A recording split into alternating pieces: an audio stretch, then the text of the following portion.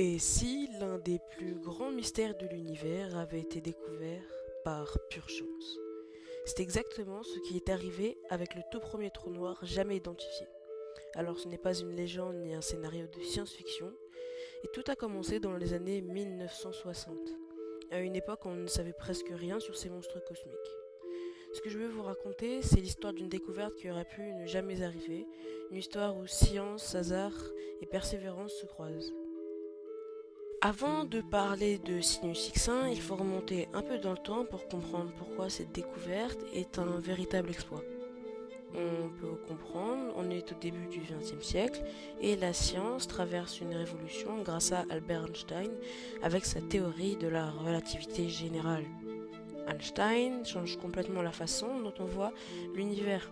Il nous dit que la gravité, ce n'est pas juste une force qui attire les objets, c'est en fait une courbure dans l'espace-temps. Cette théorie prédit quelque chose de fou et absurde. Si un objet est suffisamment massif, alors il peut déformer l'espace-temps au point de créer une région d'où rien ne peut s'échapper, pas même la lumière. C'est ce qu'on appelle aujourd'hui un trou noir, mais à l'époque, même Einstein trouve ça bizarre.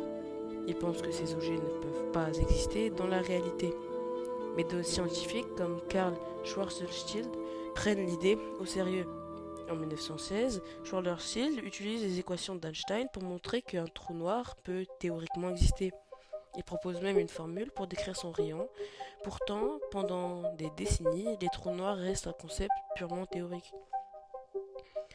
Pour les astronomes, c'est presque un mythe. Comment observer quelque chose qui est par définition invisible à l'œil nu? À cette époque, il n'y a aucune preuve qu'un trou noir puisse réellement se former quelque part dans l'univers. Partie 2. La course à la découverte des sources X. On avance rapidement jusqu'aux années 1960. À cette époque, l'astronomie entre dans une nouvelle ère grâce à l'utilisation des radiotélescopes.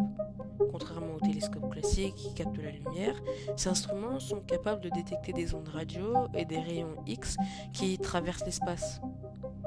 En 1962, une équipe britannique dirigée par Riccardo Giacconi fait une découverte révolutionnaire. Il détecte pour la première fois des rayons X venant de l'espace.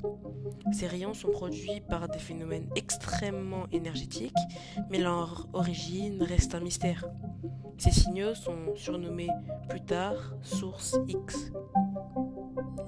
Les astronomes se mettent alors à cartographier toutes ces sources. C'est un peu comme une chasse au trésor cosmique.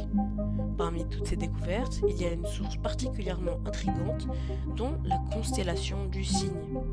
Elle est nommée Sinus X1 car c'est la première source détectée dans cette région du ciel. Le mystère de Sinus X1.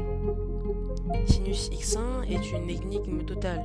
Elle émet des rayons X incroyablement puissants, mais quand on observe cette région avec des télescopes optiques, on ne voit rien. Pas d'étoiles, pas de planètes, juste un vide apparent. Pourtant, les rayons X sont bien là, et leur intensité défie toute explication rationnelle. Les scientifiques commencent donc à examiner de plus près cette région et découvrent que Sinus X1 est en orbite autour d'une étoile géante, une supergéante bleue appelée HDE 226868. Mais cette étoile ne se comporte pas normalement. Elle semble perdre une grande quantité de gaz qui disparaît vers un objet invisible. Ce comportement est très étrange, donc les astronautes se disent qu'il doit y avoir un objet massif et compact qui exerce une force gravitationnelle énorme sur l'étoile. Mais quel genre d'objet peut faire ça sans être visible? L'identification d'un trou noir. Pour résoudre le mystère, les scientifiques utilisent des calculs pour estimer la masse de l'objet invisible. Et là, font une découverte alors incroyable. Cet objet a une masse d'environ 15 fois celle du Soleil. Même, il est extrêmement petit. Cela signifie que sa densité est inimaginable. C'était exactement ce que les théories prédisent pour un trou noir. Mais les scientifiques veulent être certains. Ils observent aussi le comportement des rayons X émis par le gaz spiral autour de l'objet. Et ce gaz atteint des températures de plusieurs millions de degrés juste en s'approchant du point de non-retour, qu'on appelle l'horizon des événements. En 1971, après des années d'observation et de débats, les astronomes concluent officiellement que Sinus X1 est un trou noir.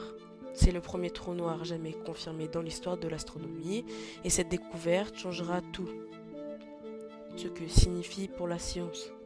Cette découverte a des implications gargantuesques. D'abord, elle prouve que les trous noirs ne sont pas juste des curiosités mathématiques, ce sont des objets réels qui jouent un rôle majeur dans l'évolution de l'univers. On découvre rapidement que les trous noirs ne sont pas rares et se cachent partout dans l'univers. Certains sont petits, comme Sinus X1, mais d'autres des monstres colossaux, des trous noirs supermassifs qui se trouvent au centre des galaxies. Les trous noirs nous forcent aussi à repenser les lois fondamentales de la physique.